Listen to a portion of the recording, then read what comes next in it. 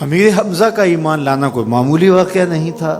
جس طرح مسلمانوں میں خوشی کی لہر دوڑ گئی تھی تو کفار کے اندر یہ خبر ایک بجلی بن کے گری، تو وہ بھی دارالندوہ میں بیٹھے اور سوچنے لگے کہ اب کیا کیا جائے۔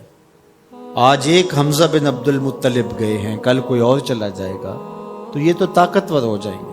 عمر بن خطاب مجلس میں موجود تھے، کہا تم قصہ چھوڑو، یہ کام میرے ذمہ رہا، میں بانی اسلام کی زندگی کا چراغ ہی بجھا دیتا ہوں۔ روز روز کا قصہ ہی تمام ہوتا ہے، تلوار حمائل کی اور ارادہ قتل سے گھر سے نکلتے ہیں، تقدیر ہنس کے کچھ اور ہی بول رہی ہے۔ سودا لینے کے لیے بازار گئے، سودا لینے کے لیے بازار گئے، ہاتھ اس کے بکے جس کے خریدار گئے۔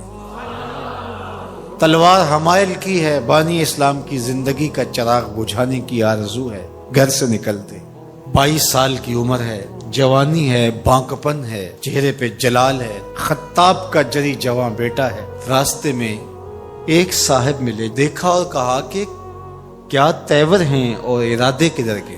کہا چراغ اسلام بجھانے جا رہا ہوں۔ کہا اس کی روشنی تو تمہارے گھر میں بھی پہنچ گئی ہے۔ پوچھا کیا ماجرا ہے؟ کہا تمہاری بہن فاطمہ بنت خطاب اور تمہارے بہنوئی سعید وہ بھی اس آقا کے غلام بن گئے۔ بس غصے میں بہن کے گھر پہنچتے ہیں اور دروازے کو دستک دیتے ہیں۔ اندر قاری قرآن ان کو قرآن سکھا رہا ہے۔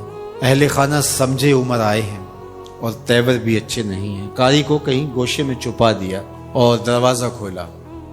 دروازہ کھولنے کی دیر تھی کہ بہن پہ ٹوٹ پڑے، مار دھاڑ شروع کر دی۔ تم سابی ہو گئی ہو، تم نے آباء و اجداد کا دین چھوڑ دیا ہے۔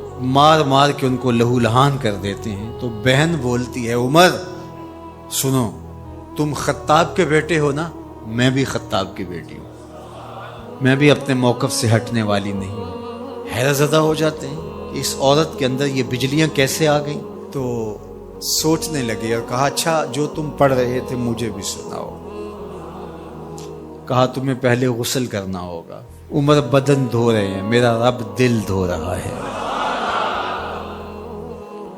اتنے میں قاری قرآن کے ورق لے کے آ گیا اور تلاوت ہوتی ہے طٰہٰ ما انزلنا علیک القرآن لتشقیٰ۔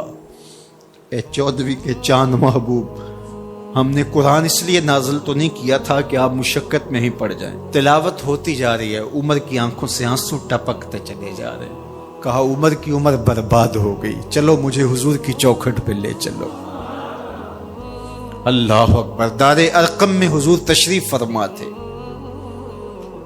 تلوار اس طرح حمائل کی ہوئی ہے اور اسی حالت میں حضور کی دہلیز پہ جا رہے ہیں۔ دروازے کے سوراخوں سے دیکھا صحابہ نے، کہا کہ عمر آ رہے ہیں، تلوار ہے ہاتھ میں۔ تو حضرت امیر حمزہ نے کہا گھبرانے کی ضرورت نہیں ہے، اگر ارادہ خیر سے آ رہے ہیں استقبال کریں گے، خوش آمدید کہیں گے، بٹھائیں گے، عزت دیں گے، اور اگر ارادہ اچھا نہیں ہے تو اسی کی تلوار سے اس کا سر کاٹیں گے۔ دروازہ کھلتا ہے، عمر حضور کے سامنے آ کے بیٹھتے ہیں اور میرے حضور کہتے ہیں عمر ابھی وہ وقت نہیں آیا کہ تم اسلام لے آؤ، اور یہی وقت تھا عمر کے اسلام لانے کا۔ حضرت عمر کلمہ پڑھتے ہیں اشہد ان لا الہ الا اللہ وحدہ لا شریک لہ واشہد ان محمدا عبدہ ورسولہ۔ جو ہی عمر کی زبان سے کلمے کی صدا سنتے ہیں صحابہ، اتنے زور سے اللہ اکبر بے ساختگی میں کہتے ہیں مکے کی گلیاں گونج اٹھتی ہیں۔ اللہ اکبر۔ اب ایمان لانے کے بعد جناب عمر حضور سے پوچھتے ہیں حضور ہم حق پہ نہیں ہیں؟ فرمایا ہم حق پہ ہیں، اللہ کا دین سچا نہیں ہے؟